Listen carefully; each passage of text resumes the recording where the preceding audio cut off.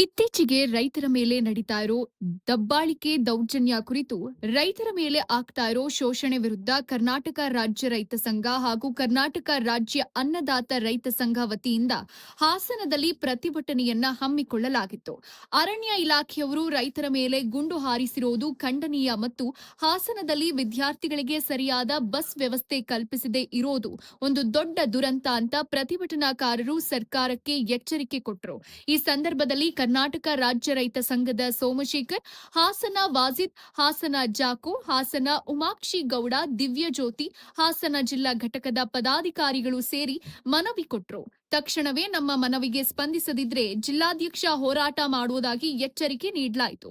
ಅದೇ ರೀತಿ ಈ ದಿನ ಜಾಕೋಬ್ ಸರ್ ಅವರು ನಮ್ಮ ಕರ್ನಾಟಕ ರಾಜ್ಯ ಅನ್ನದಾತ ರೈತ ಸಂಘಕ್ಕೆ ಸೇರ್ಪಡೆಯಾಗಿ ರೈತರ ಹಿತ ಚಿಂತನೆಗೆ ನಾನು ನನ್ನ ಕಡೆಯಿಂದ ರೈತರಿಗೆ ನ್ಯಾಯ ಒದಗಿಸೋ ನಿಟ್ಟಿನಲ್ಲಿ ಕೆಲಸ ಮಾಡ್ತೀನಿ ಎಂದರು. ವರದಿ ಎಂ ಬಸವರಾಜ್, ಕಕ್ಕುಪ್ಪಿ.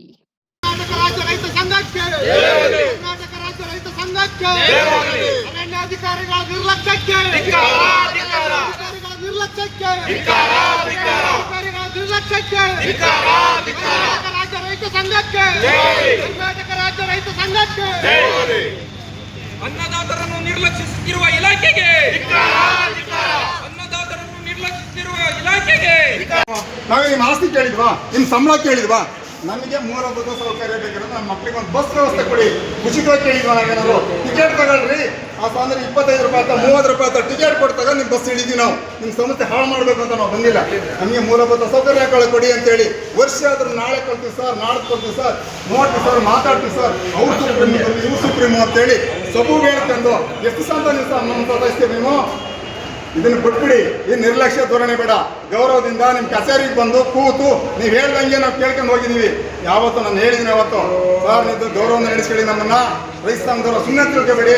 ಟವಲ್ ಕೊಡಿಕೆ ಕಚೇರಿ ಮುಂದೆ ಕೂತ್ಕೊಂಡು ಅಂದ್ರೆ ಬೆಳಿಗ್ಗೆ ನಿಮ್ಗೆ ಆಟೋ ಹಾಕ್ತೀನಿ, ಕಚೇರಿ ಬೀಗ ಹಾಕೋದು ರೈತರಿಗೆ. ಯಾಕಂದ್ರೆ ನಮ್ಮ ಹಕ್ಕು ನಮ್ಮ ಹಕ್ಕು ಸೊನ್ನೆ ಪ್ರತಿಭಟನೆ ಹಕ್ಕಿದೆ, ನ್ಯಾಯಗಳ ಹಕ್ಕಿದೆ. ಅನ್ಯಾಯದಾಗ ನಿಮ್ಮ ಕಳಿಸಿದೆ ಕಾನೂನು ಚೌಕಟ್ಟಲ್ಲಿ. ಅದನ್ನ ಅರ್ಥ ಮಾಡ್ಕೋಬೇಕು ನೀವು. ಇವನು ಯಾವನೋ ಬಂದ, ಯಾವನೋ ಬೋದ, ಆ ಬಂದಲ್ಲಿ ಕೆಲಸ ಇರುವ ಕರ್ಕೋಬೇಕು. ನೀವೆಲ್ಲ ಬಿಟ್ಬಿಡಿ. ನೀವು ಇದನ್ನ ಕಾನೂನು ಚೌಕಟ್ಟೊಳಗೆ ಸಾರ್ವಜನಿಕವಾಗಿ ಸಾರ್ವಜನಿಕ ಕೆಲಸ ಮೊದಲು ಮಾಡೋದು ನೀವು ಕಲ್ತ್ಕೊಳ್ಳಿ. ನಿಮ್ಮಿಂದ ನಾವು ಕಲಿಯೋ ಅವಶ್ಯಕತೆ ಇಲ್ಲ. ನಮ್ಮನ್ನು ನೋಡಿ ನೀವು ಕಲ್ತ್ಕೋಬೇಕು ಅಂತ ಗೌರವ ಕೊಡೋದ. ಯಾವ ಅಧಿಕಾರಿಗಳು ಹೆಂಗೆ ಮಾತಾಡಬೇಕು ಅಂತ ನಮ್ಮನ್ನು ನೋಡಿ ನೀವು ಕಲ್ತ್ಕೋಬೇಕು ಅಂತ ನಿಮ್ಮನ್ನು ನಾವು ಕಲ್ಸೋ ಅವಶ್ಯಕತೆ ಇಲ್ಲ. ಜೋರಾಗಿ ಮಾತಾಡಬೇಡಿ, ನಿಧಾನಕ್ಕೆ ಮಾತಾಡಿ. ನೀವು ಸಂಧಾನಕ್ಕೆ ಬಂದಿದ್ದೀವಿ, ನಾವು ಸಂಧಾನಕ್ಕೆ ಬಂದ್ರಿ. ನಮ್ಗೆ ಆಗಿರೋ ಅನ್ಯಾಯನ ಎಷ್ಟು ಕೇಳ್ಬೋದು, ಎಷ್ಟು ಸಲ ಕೇಳ್ಬೋದು?